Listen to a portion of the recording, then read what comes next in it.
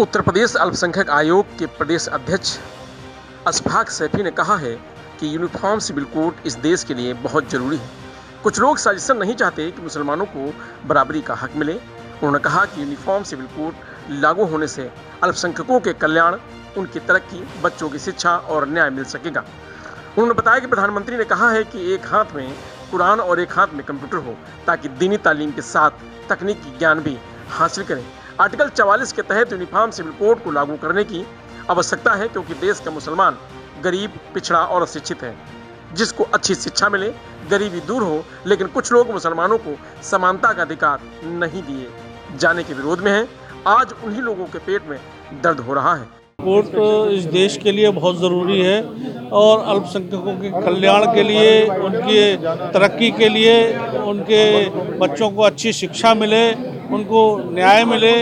जो माननीय प्रधानमंत्री जी ने कहा था, एक हाथ में कुरान, एक हाथ में कंप्यूटर, माने दीनी तालीम के साथ साथ दुनियावी तालीम हासिल हो।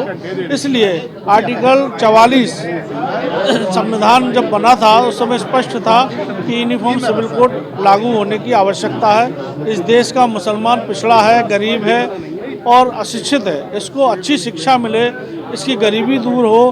पर कुछ लोग साजिशन नहीं चाहते थे कि मुसलमान को उसको बराबरी का हक मिले, समानता का अधिकार मिले।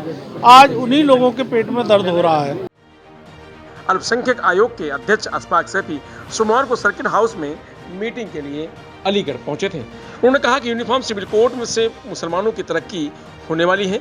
वही लोग विरोध कर रहे हैं जो मुसलमानों की तरक्की का विरोध करते हैं, मुसलमानों को अपना वोट बैंक समझते हैं।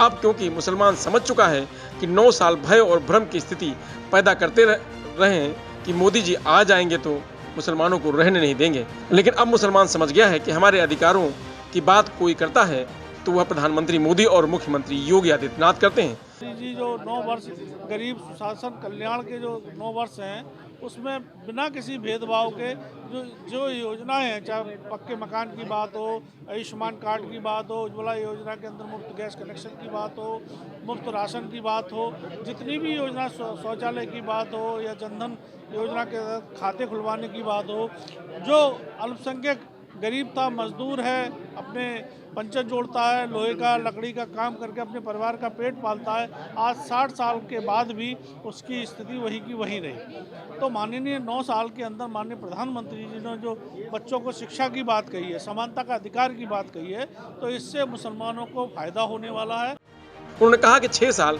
योगी जी के और 9 साल मोदी जी के कार्यकाल में उत्तर प्रदेश के अंदर कोई बड़ा दंगा नहीं हुआ। इस समय मुसलमान बहुत खुशहाल हैं, क्योंकि जब भी दंगा होता था नुकसान इंसानियत और मुसलमानों का होता था। वहीं पसमानदा मुसलमान के सवाल पर अशफाक सैफी ने कहा कि 60 साल तक जो मुस्लिम लीडरशिप रही वह राजा महाराजा की तरह है, चाहे वह आजम खां हो या सलमान खुर्शीद जैसे लोग बड़े खानदान के हों। आज उनको तकलीफ हो रही है। मोदी जी ने कहा कि जो 80% आबादी है वह 60 साल में राजनीतिक रूप से गरीब, वंचित, पिछड़ी रही है। हमारे वोटों का प्रयोग कर बड़े खानदान के लोग नेता बनते थे और हम लोग पिछड़े रह गए।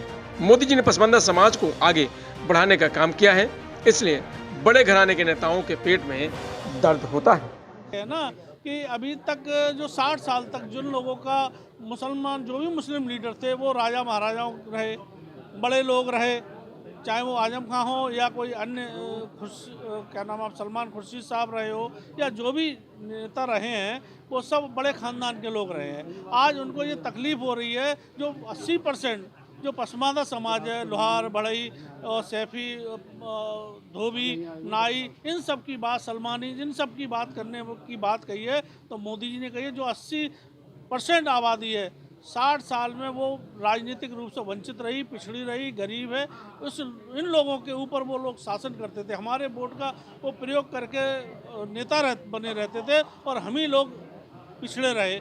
तो ये अब उनके पेट में दर्द हो रहा है। मोदी जी ने उन गरीब, जो पिछड़े समाज के लोग हैं, पसमानदा समाज के लोग हैं, उनको आगे बढ़ाने का काम किया है। प्रभातखबर.com, विश्वास वही, रफ्तार नहीं।